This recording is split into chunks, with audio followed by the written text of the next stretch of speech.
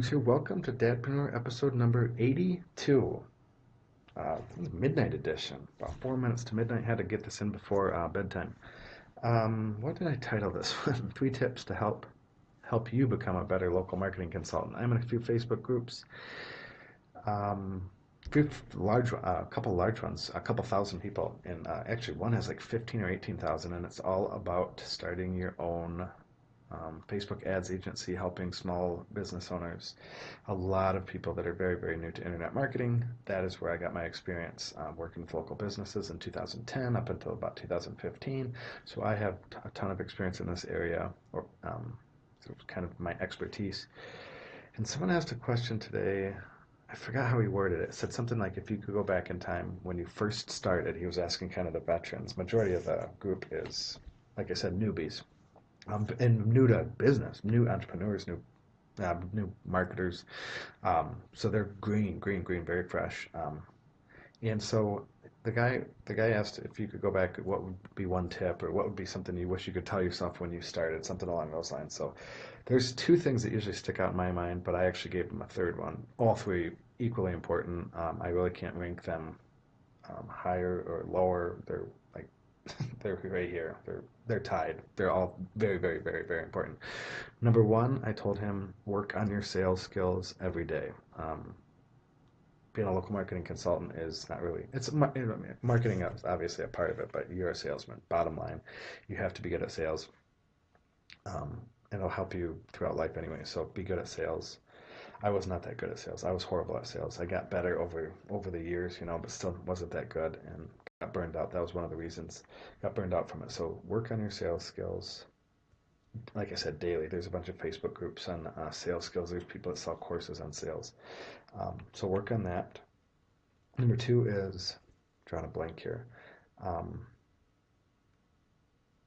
Pick a niche is that was number three that I posted. I'm drawing a blank here on the second one. Pick a niche.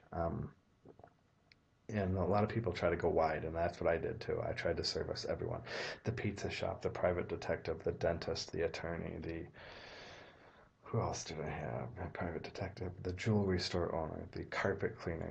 Anyone who would listen. So I tried to service everyone, and when your marketing message is speaking to everyone, it like falls on deaf ears. It talks to no one. So pick a niche and go deep into the niche. And what's beautiful about picking a niche, let's say carpet cleaner, since I just brought that one up. Let's say I'm helping a carpet cleaner in San Antonio, helping him with his Facebook ads, let's say, generating some leads, generating his some business Facebook ads, wording and things like that, images, of dirty carpet before and after, things like that, and explaining the benefits of carpet. Of clean carpets, especially if you have little kids. We have little kids, like our carpet's trash, but the dangers of like the dirt and stuff like that with little kids, things like that. I don't know how you'd position it really with carpet. I'd have to sit and think about it. Um, if you're working with a San Antonio carpet cleaner, you could probably take that same campaign and duplicate it to Las Vegas, to Boston, to Birmingham, Alabama, to San Jose, to Miami, and there probably really isn't much you'd need to change from it. So you become very efficient when you pick a niche, and then you start to know the lingo and you start to talk the lingo, and you find out, like I said, the San Antonio carpet cleaner, he's struggling with ABC, and the guy up in Sacramento, he's probably struggling with ABC as well, or he has struggled with it maybe in the past, or maybe that's an area he could avoid, and you could help him with that. Hey, this carpet cleaner in San Antonio, he's been doing it for 20 years. I know you just got started. Here's what he said. So kind of things like that. You kind of get in the niche, you learn the what problems they're facing.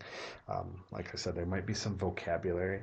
I worked with real estate agents for a long time, Keller Williams real estate agents, and I kind of got to know the lingo of Keller Williams, like some of their conferences.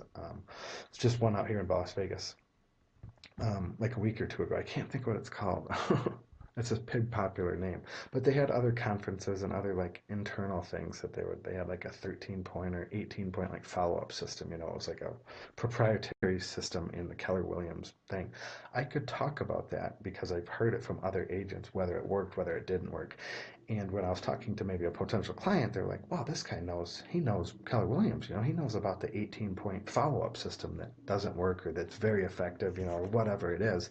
So I kind of, and of course that takes time, but you learn the niche, and the more time you're in the niche, the better you're going to learn it, and the more effective you're going to be, talking to these real estate agents, carpet cleaners, personal injury attorneys, like things like that. So pick a niche and go deep.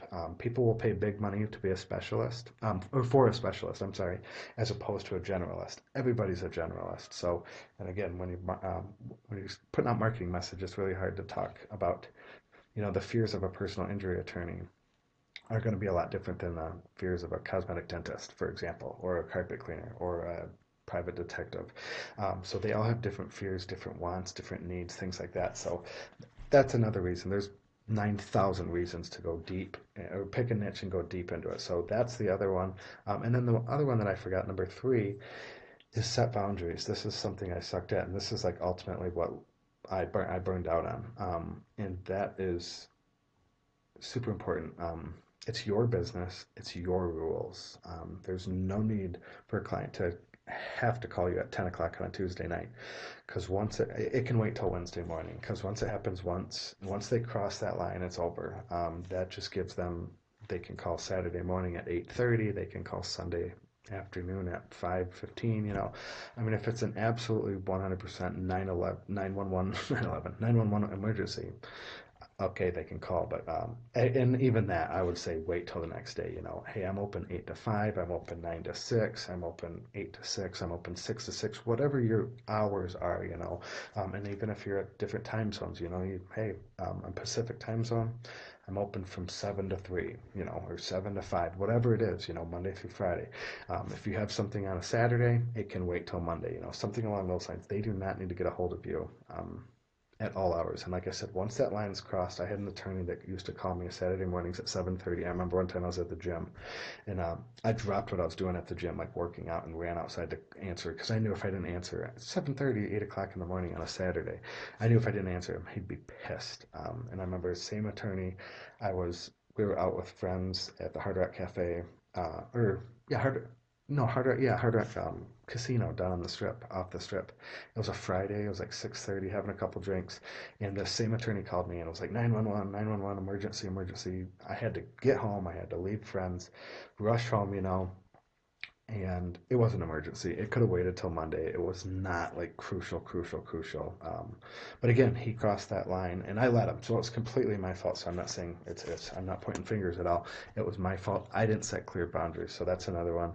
And then, again, that's what led to the burnout for me, was setting clear boundaries, and you can't be afraid of, oh well, they might not pay me my money, or whatever. That's the big fear, like, oh, they're paying me the money, so I have to kind of do what they say, and you'll get burned out with that, because it's like you have 15, like let's say you have 15 clients, then it's like you have 15 bosses. Like, if they don't want to play by your rules, then they're not your client. They're not your ideal client. Walk away. Go to the next. Find the next one.